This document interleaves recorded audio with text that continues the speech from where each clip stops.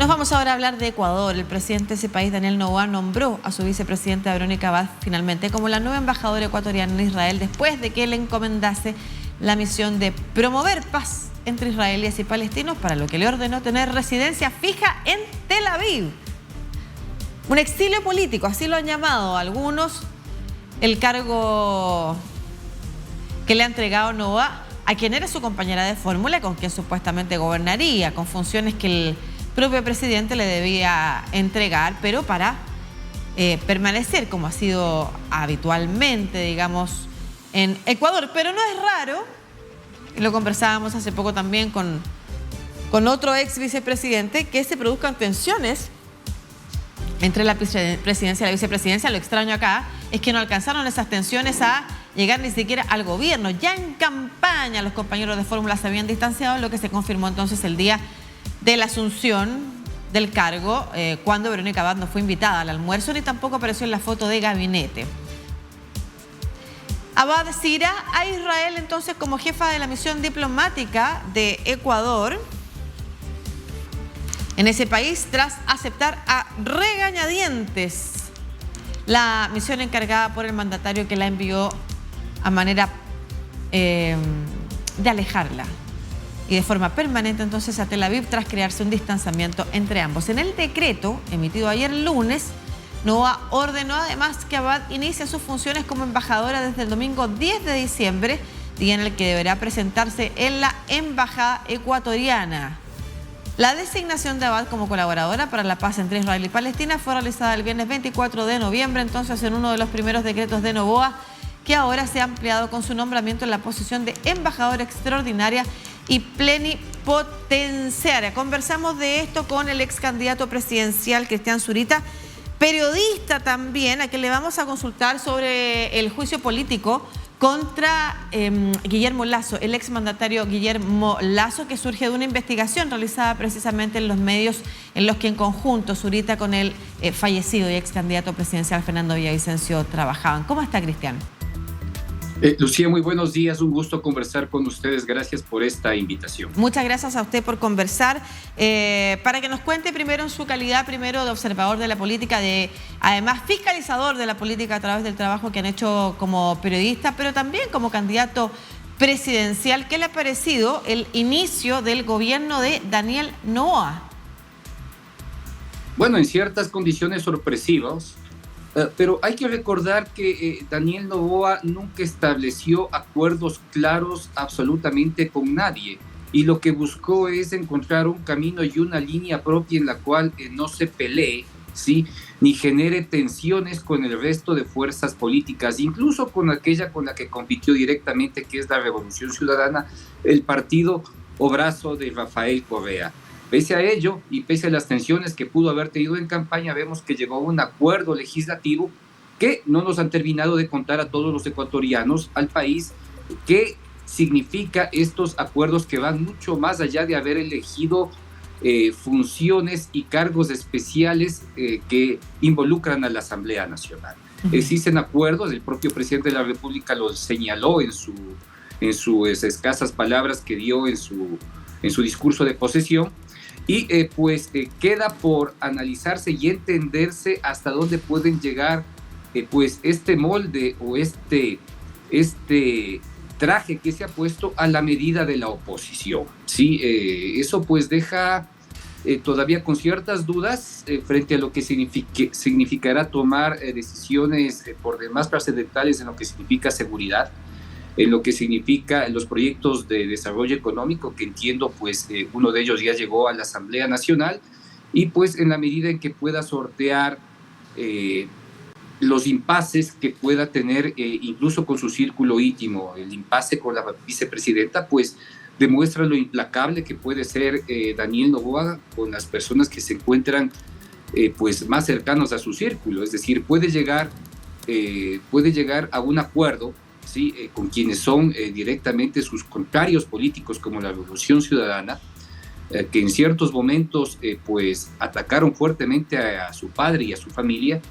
Sin embargo, por un impasse que va más allá de las palabras, toma decisiones bastante discrecionales con respecto a la condición de su vicepresidenta. Perfecto. ¿Cuáles son las posibilidades que tiene también el gobierno de Daniel Noboa en el corto periodo que le queda de gobierno? ¿No es cierto? Él va a cumplir con el plazo de gobierno que le quedaba a Guillermo Lasso. ¿Qué posibilidades tiene de avanzar en medidas que pudieran ser de alguna manera, no quiero decir reformistas, pero importantes para la crisis política que está en el Ecuador y que no sea meramente un gobierno administrativo? Bueno, el primer obstáculo o el gran desafío que Noboa debe sortear es tener al día los pagos en el sector público. Aproximadamente para el mes de diciembre debe obtener 1.500 billones de dólares, que básicamente son sueldos del sector público más aguinaldos navideños, y tratar de mantener al día esos pagos, ¿sí? Esa es como que su primera tarea. En segundo plano está luchar con determinación y fuerza contra los grupos de delincuencia organizada, que en realidad ya son carteles del narcotráfico, que ya tienen la propia capacidad, independencia y autonomía para enviar droga a diversos destinos del mundo, sea Estados Unidos y Europa como los principales. Y en tercer lugar tendrá que constituir los caminos para que sus proyectos económicos se conviertan en leyes, pero estos no van a tener una importancia ni un impacto inmediato en la economía ecuatoriana. Esto llevará mucho tiempo, en la medida en que se pueda obtener dos líneas claras de lo que sucede en Ecuador. Seguridad en temas de enfrentar la delincuencia, estos grupos brutales y sanguinarios que gobiernan ya algunas zonas del Ecuador, ¿sí? Y la posibilidad de constituir realmente una libertad económica, ¿sí? Que puede estar marcado por los proyectos de ley que está impulsando desde la Asamblea Nacional. Creo que esos son los enormes desafíos. Sí, perdón, pero ¿cómo que no entramos al fenómeno del niño? Sí, pero ¿cómo se puede efectivamente avanzar, por ejemplo, en algunas de estas medidas teniendo la oposición que va a tener en el Congreso? Bueno, no tiene oposición en realidad. Tiene un acuerdo legislativo que es prácticamente una aplanadora con el partido de oposición naturalmente de oposición, claro, con el que se suponía debía enfrentar, ahora es su socio legislativo. Pero ¿cuánta lealtad puede haber efectivamente en esa asociación? Esa lealtad solo se entenderá en la medida que todos los ecuatorianos y la comunidad internacional sepa con claridad qué tipo de acuerdos, ¿sí? Firmó con el partido de Rafael Correa, la Revolución Ciudadana, para poder sacar adelante esos proyectos, ¿sí? De lo contrario, no terminamos de entender abiertamente a qué nos atenemos o qué tipo de acuerdos secretos o reservados han logrado firmar bajo la mesa para que estos proyectos se den. Aparentemente existe una apertura de la Revolución Ciudadana, que es la primera minoría en la Asamblea, para poder sacar adelante esos proyectos que tanto ha señalado Daniel Noboa, que están directamente relacionados al fomento del trabajo y del pleno empleo para jóvenes. Claro, ahora, no sería nada si esos son los acuerdos, ¿por qué no se dan a conocer? O sea, no...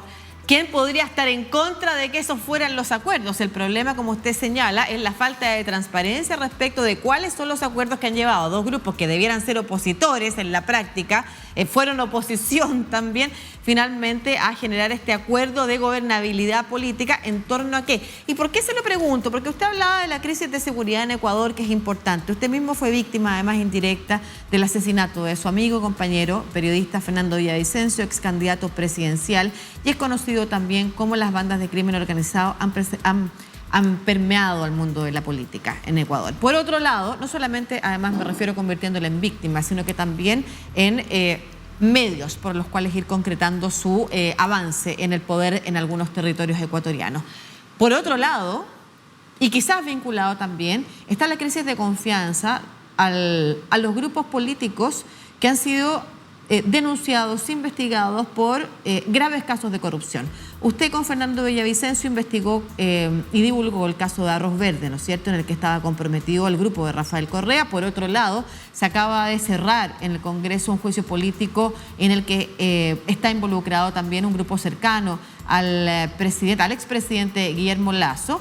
Estamos hablando del caso El Gran Padrino. Estamos hablando de grupos distintos, acusados e investigados por temas de corrupción. Primero, ¿qué le parece a usted el camino que ha tomado el juicio político al expresidente Guillermo Lasso con las recomendaciones emanadas del Congreso, pero que tampoco tiene mucho poder sancionatorio? Bueno, es una derrota para quienes fueron los principales enemigos del presidente Guillermo Lasso, que fue la Revolución Ciudadana.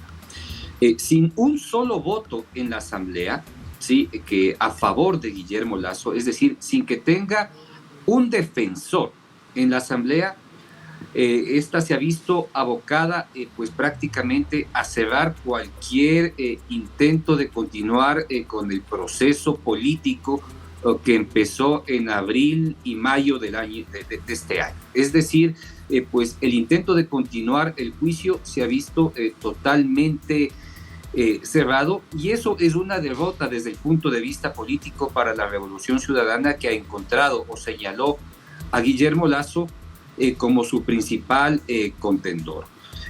Ahora, el tema es distinto a lo que se piensa públicamente, porque el juicio contra Guillermo Lasso pasa por una serie de contratos anómalos, irregulares, y que generaban poca eficiencia y beneficio para ciertos grupos corporativos relacionados en lo que significa la comercialización del crudo ecuatoriano a través de una empresa estatal que se llama Flota Petrolera Ecuatoriana, no directamente por otros grupos u otros temas que podrían involucrar, ¿sí?, a la familia del presidente y al propio presidente con líneas ligadas al narcotráfico, ¿sí? Es decir, hay dos espacios que aparentemente van juntos, pero bajo ninguna circunstancia comulgan, ¿sí?, o se entrelazan, ¿sí? Se entrelazan porque pueden existir ciertos vasos comunicantes de funcionarios que sirvieron para el gobierno de Guillermo Lasso, que también sirvieron para el resto de gobiernos que estuvieron involucrados en hechos de corrupción y después posiblemente vinculados al narcotráfico. Nada de eso ha quedado claro, y pues lo que hemos visto es cerrar un libro, este libro contra el juicio político a Guillermo Lasso, pues de la forma más con la mayor derrota posible que pueda haber tenido la Revolución Ciudadana en este tema. Simplemente ha quedado en nada, y aspiramos que sea las autoridades policiales y la Fiscalía quienes puedan determinar los vasos comunicantes que el presidente Guillermo Lasso pudo haber construido o tapado, ¿sí?, por amigos o familiares relacionados a hechos de narcotráfico. Muy importante eso para recuperar la confianza de la ciudadanía en Ecuador, en el marco de una crisis política relevante, pero que no le ha servido, más allá de las disputas entre los partidos, no le ha servido de nada precisamente a los ecuatorianos. Que esté muy bien, Cristian Zurita, periodista, ex candidato presidencial, conversando con toda Latinoamérica a través de DNews. Un abrazo. Muchas gracias, Lucía. Fuerte abrazo para ustedes. Igualmente.